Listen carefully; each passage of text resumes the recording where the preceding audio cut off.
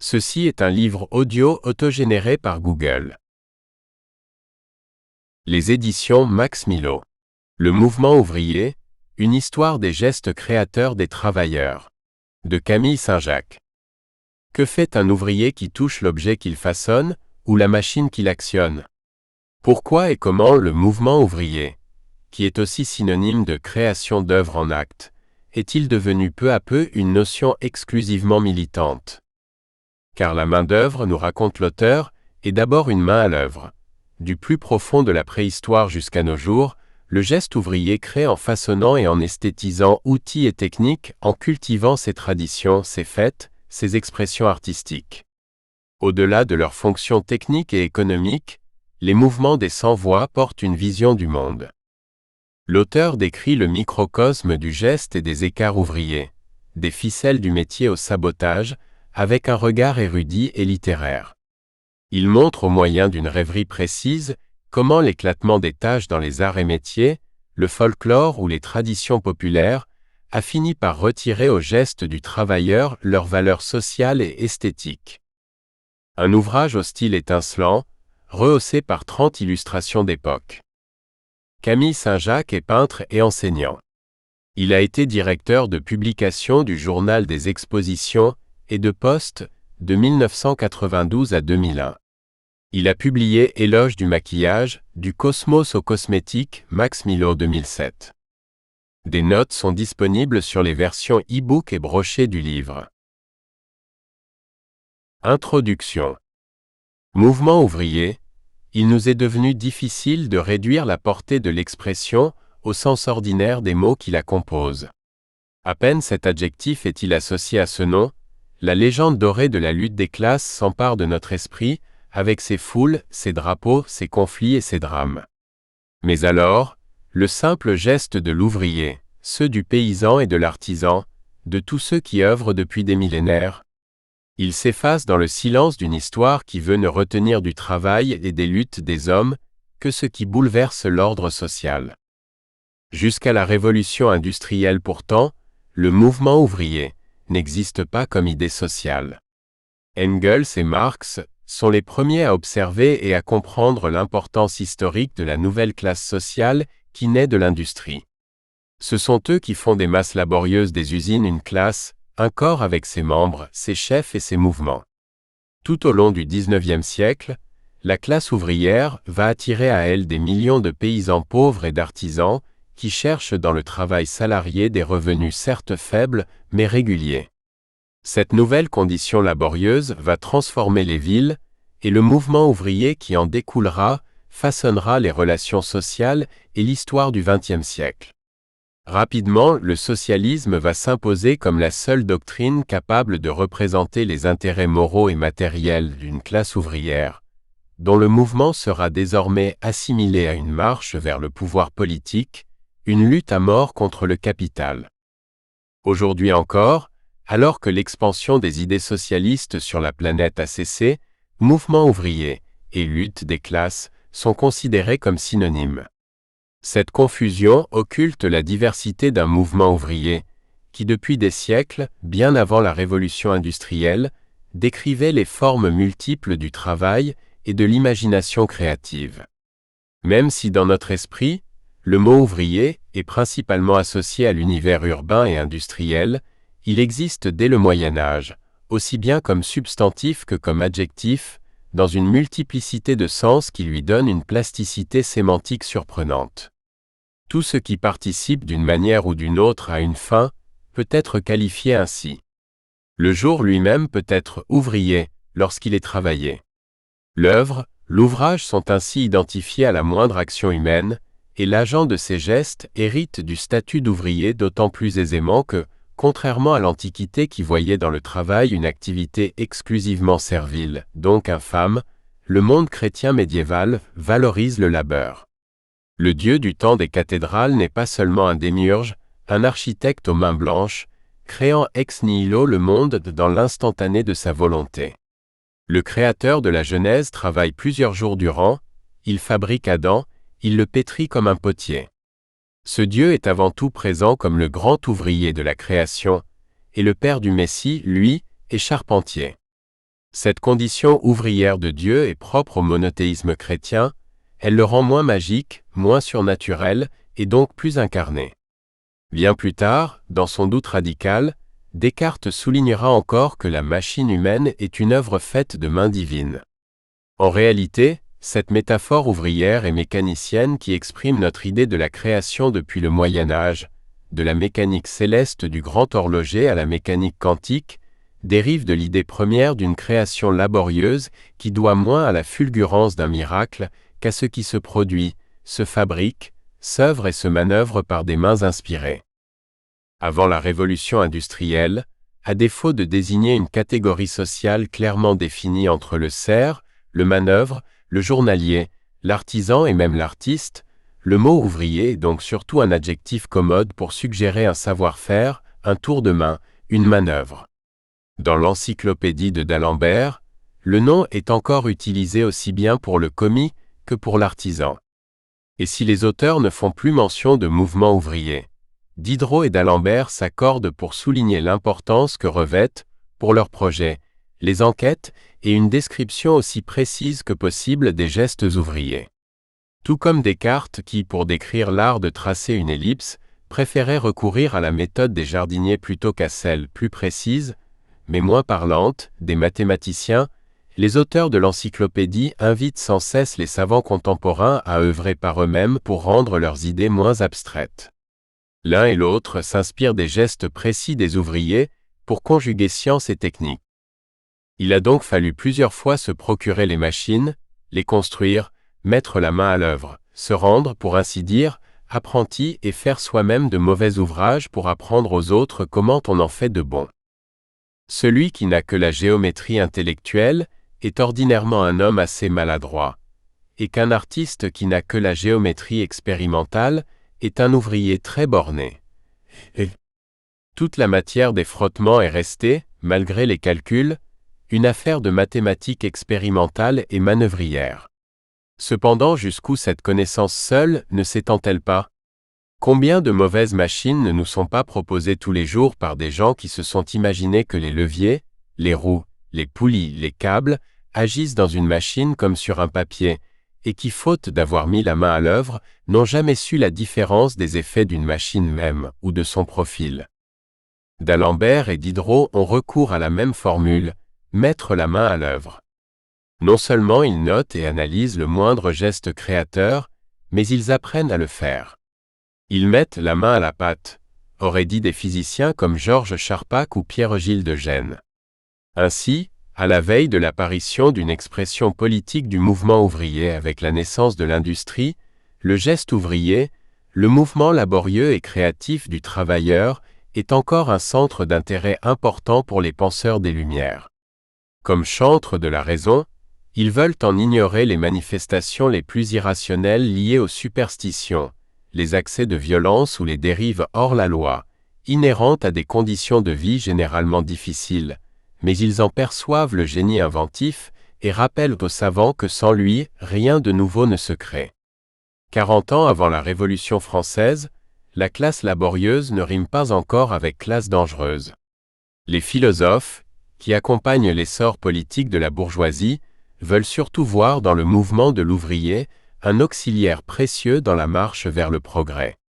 Les zones d'ombre, les pulsions mortifères qui secouent çà et là les masses paysannes ou citadines, le caractère débridé et parfois destructeur qu'elles donnent à leurs fêtes et carnavals, tout cela est ignoré au nom de la réaffirmation du grand principe chrétien qui fait de toute création une œuvre, c'est-à-dire le fruit d'un travail, d'une manœuvre. Sans minimiser l'importance de la lutte politique du prolétariat au XIXe et XXe siècle, je voudrais commencer ici en reprenant ce fil pré-industriel qui fait du mouvement ouvrier d'abord un geste créateur, pour montrer que cette créativité passe aussi par des moments terribles de destruction et de péril. Au moment où l'industrie perd des emplois par millions dans une Europe vieillissante et où les idées issues du programme marxiste n'ont plus guère d'audience, la question de savoir ce qui fait réellement la valeur du travail se pose à nouveau. À une réponse purement économique qui quantifie le travail à l'aune du salaire, je préfère la mise en avant de ce qui dans le travail le plus aliénant tient encore de l'œuvre, c'est-à-dire de l'imagination et de la création. Je crois que l'ouvrier est avant tout celui qui œuvre, et que le travail salarié n'est qu'un des possibles, nécessaire certes, mais pas suffisant à l'épanouissement humain. Les 2 premiers chapitres du livre proposent donc d'oublier un instant le grand récit historique qui oppose un mouvement ouvrier politique au capitalisme industriel pour s'arrêter à ce geste, au mouvement qui œuvre, et donne forme pour créer quelque chose qui excède largement le produit ou la marchandise. C'est le geste du potier, tout comme celui de l'horticulteur qui greffe sans savoir précisément quelle rose naîtra de son action. Mais c'est aussi celui plus suggestif du danseur, plus vital du chirurgien, ou encore celui inaperçu et pourtant essentiel de l'enfant apprenant à l'exemple des adultes. C'est même celui de la ménagère épluchant ses légumes d'une dextérité enjouée et faisant à l'occasion d'une corvée un exercice de style. C'est pour finir, et pourquoi pas? Le geste amoureux, chargé de désirs érotiques, ouvrage, ô combien précieux de la jouissance et de la reproduction humaine.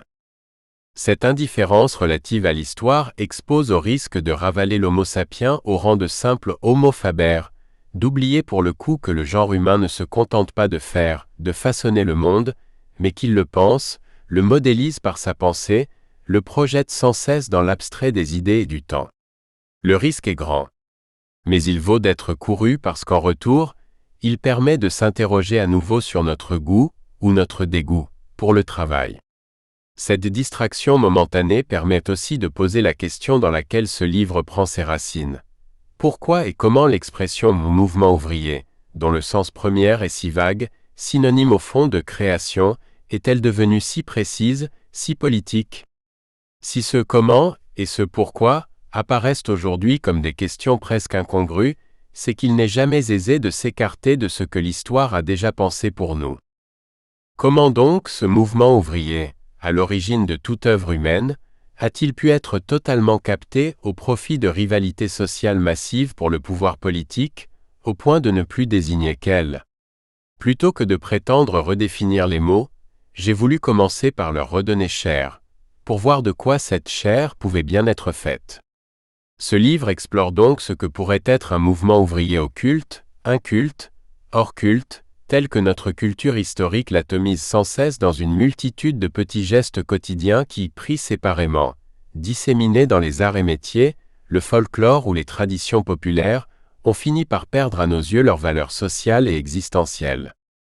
Enfin, il ne résulte pas de cette démarche un conflit entre une expression politique du mouvement ouvrier et une autre qui serait apolitique et plus ethnologique.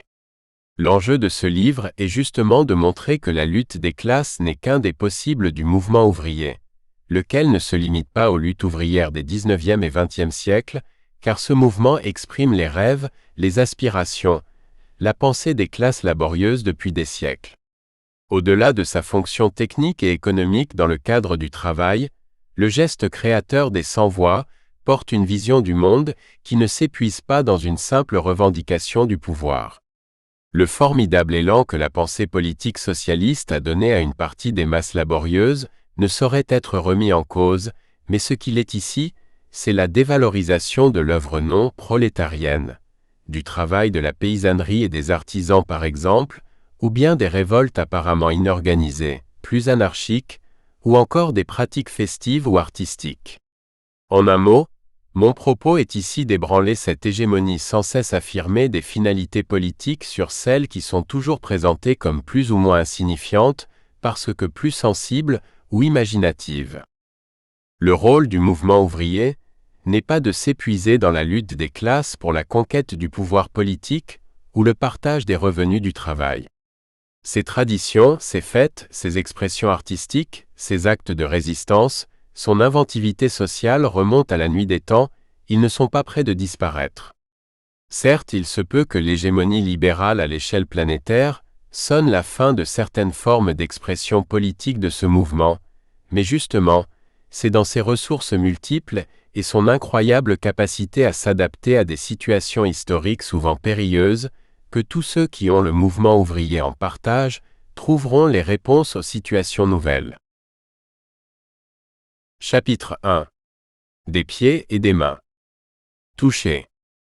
C'est par le toucher seul que nous pouvons acquérir des connaissances complètes et réelles. C'est ce sens qui rectifie tous les autres sens, dont les effets ne seraient que des illusions et ne produiraient que des erreurs dans notre esprit, si le toucher ne nous apprenait à juger. On ne comprend, on estime. On apprécie bien une chose qu'en la touchant, en la prenant en main, en la palpant longuement. Et il en va des êtres comme des choses, une seule poignée de main peut rassurer ou susciter de la méfiance, promettre ou décevoir de manière infaillible. L'artisan, le médecin, l'artiste, le paysan comme l'ouvrier sont des manuels.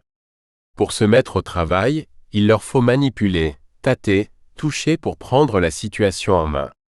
C'est par là que l'homme appréhende réellement le monde et qu'il exerce son pouvoir sur lui. Aussi le savoir est-il d'abord un savoir-faire et le pouvoir, un pouvoir-faire. C'est ce que dit Buffon dans son Histoire naturelle de l'homme. Et c'est ce dont sont convaincus tous les savants des Lumières dans leur volonté de redonner une place centrale au geste créateur. Diderot va dans le même sens lorsqu'il déclare, ce qui le conduira tout droit à la prison de Vincennes, « Si vous voulez que je croie en Dieu, il faut que vous me le fassiez toucher. » Dans ce texte célèbre, l'encyclopédiste se dit même convaincu que le mathématicien aveugle Sanderson voit avec la peau, et que le tact est même plus délicat que la vue lorsqu'il est perfectionné par l'exercice. La polysémie du mot « toucher » joue ici à fond. Il ne s'agit plus seulement d'un sens attaché à des organes récepteurs, mais aussi d'un verbe d'action. Toucher, c'est à la fois prendre et aller au cœur d'une question ou d'une personne. Mieux que toute autre source d'information, les mains nous parlent de nos semblables et nous en disent beaucoup plus sur eux que ce que notre intelligence peut déduire grâce à la simple observation. C'est pourquoi nos mains cherchent sans cesse le contact avec le monde. À la manière dont un enfant ou un être aimé vous donne la main, nous savons son humeur, l'énergie ou le trouble qui le traverse. Ce savoir à la fois sûr et immédiat est d'autant plus prégnant qu'il est impensé, qu'il échappe à toute logique raisonnante, ce qui fait dire à d'Alembert que les ouvriers n'opèrent que par instinct. De même, les amoureux vont-ils main dans la main, et les puissants de la terre éprouvent-ils le besoin de sceller leurs décisions par d'interminables et vigoureuses poignées de main pour bien manifester alentour une alliance conclue. C'est encore pourquoi la politesse veut qu'on retire son gant avant d'étreindre une main, comme pour ne pas entraver cette transparence instantanée des âmes qui ne s'offre qu'à main nue. La vie sociale est ainsi fondée et entretenue par une gestuelle tactile universellement sensible, une body politique diraient les anglo-saxons, une politique de la politesse et de la caresse qui nous invite à toucher pour savoir ou pouvoir. Il ne faut donc pas craindre de commencer d'emblée par déconceptualiser le mouvement ouvrier, en l'enracinant dans ce geste premier du toucher. Les intérêts moraux et matériels des travailleurs, raison d'être déclarés des syndicats et partis ouvriers, ne souffriraient nullement si ces derniers se réappropriaient cette dimension humaine si précieuse. Le mouvement de la main qui caresse un corps ne manque ni de noblesse ni de grandeur. Comme le rappelait André Leroi-Gourhan, l'Homo sapiens n'a pas pour les scientifiques d'autre signe distinctif que celui d'être un Homo faber. Le seul critère d'humanité biologiquement irréfutable, disait-il, est la présence de l'outil. Dans les cas indécis, lorsque le paléontologue cherche des yeux la borne frontière, le seul témoignage jugé décisif, l'ultime preuve que les fouilles se poursuivront pendant des années s'il est nécessaire, est la pierre éclatée par une main qui devient de ce fait humaine. L'humanité entière naît d'un mouvement ouvrier originel qui se perpétue à chaque instant, en écho dans les gestes les plus quotidiens, et dont nous peinons désormais à saisir le sens. L'attachement des travailleurs à une forme de toucher, à tout un rituel entourant bien souvent le travail, résulte d'un type particulier de relation avec le monde, fondé sur la maîtrise d'un savoir-faire, d'un métier. L'ordre ou le désordre apparent de l'atelier ou du poste de travail témoigne de la délicatesse ou de la rudesse avec laquelle la matière est mise en œuvre. La diversité infinie des mouvements individuels est à l'image des révoltes nombreuses qui scandent l'histoire des masses laborieuses européennes. Ça et là, quand la misère et le désespoir étaient trop durs à supporter ou au contraire, lorsqu'un mieux-être semblait à portée du coup de main, on brûlait un château, ou bien l'émeute ravageait les faubourgs dans un spasme libérateur et vital. Ces mains qui ne savaient que l'ouvrage défaisaient tout à coup ce qu'elles avaient produit, simplement pour que d'autres n'en puissent jouir à leur place. Chaque jour, celui ou celle qui œuvre de ses mains sait que l'adresse et l'habileté n'y suffisent pas toujours. Il faut parfois recourir à la force brute, brisée nette pour mieux repartir.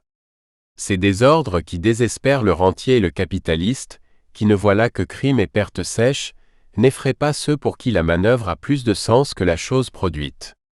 Le paysan comme l'ouvrier savent que l'ordre du monde est fragile et éphémère. Le quotidien du travailleur manuel est jalonné d'obstacles qui surgissent sous ses mains. Écueils, échecs, ratés sont nombreux, et il est vain de prétendre y échapper. Sur le plan collectif, trop de catastrophes naturelles, trop de guerres, de crises, de famines, d'épidémies, sont déjà venus anéantir tant de projets qu'on croyait assurés. Si le fatalisme, souvent observé chez les masses laborieuses, est une humilité forcée, il est surtout le fruit d'une longue expérience des drames que connaissent tous ceux qui ont leur avenir entre leurs mains.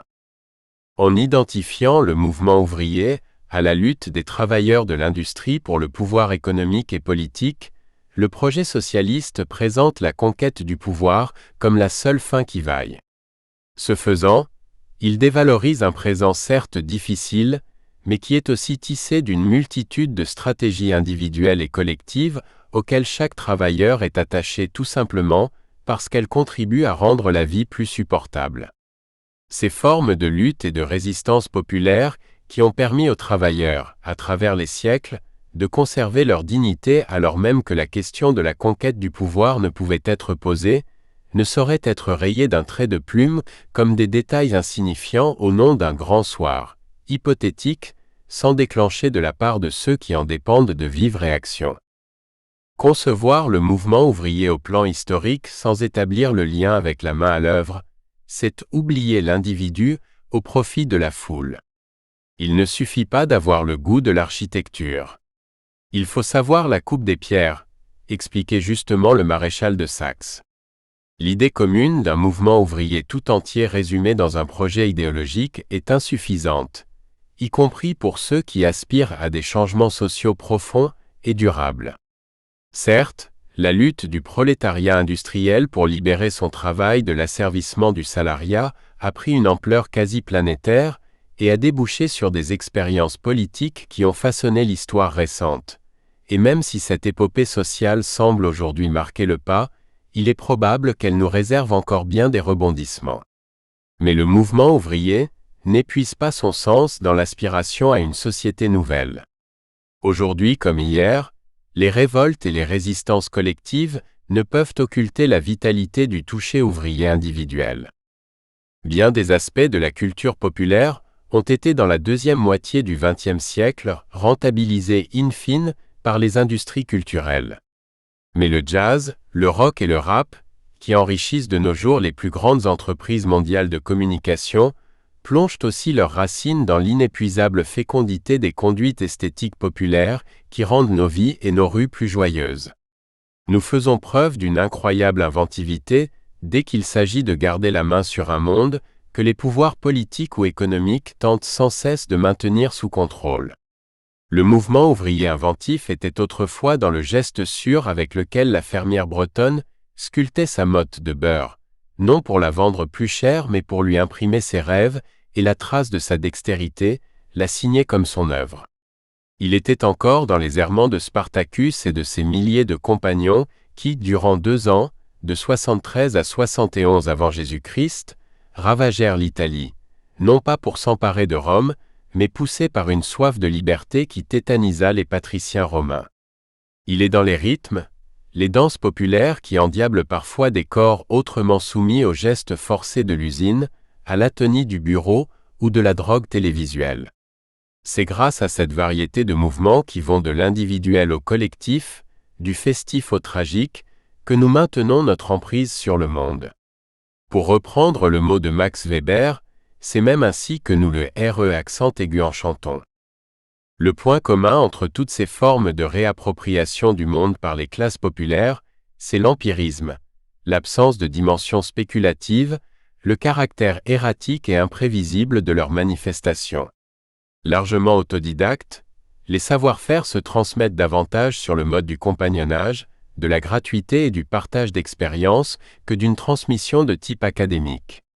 À l'époque d'Internet, la connaissance savante, universitaire est sans attrait pour le jeune hacké. C'est par sa dextérité à pianoter sur son ordinateur des heures durant qu'il se fait une idée. Le savoir qui résulte de cet apprentissage ne distingue pas la théorie de la pratique. De son expérience ne découle généralement aucun concept. En réalité, le hacké ne sort pas d'un cadre normé, légal, il ne devient pas un hors-la-loi. Son rapport à l'informatique est d'emblée hors norme. Son savoir-faire tout entier est une contestation pratique des notices techniques et des modes d'emploi. Dans l'immense majorité des cas, les arts populaires sont indifférents au savoir constitué.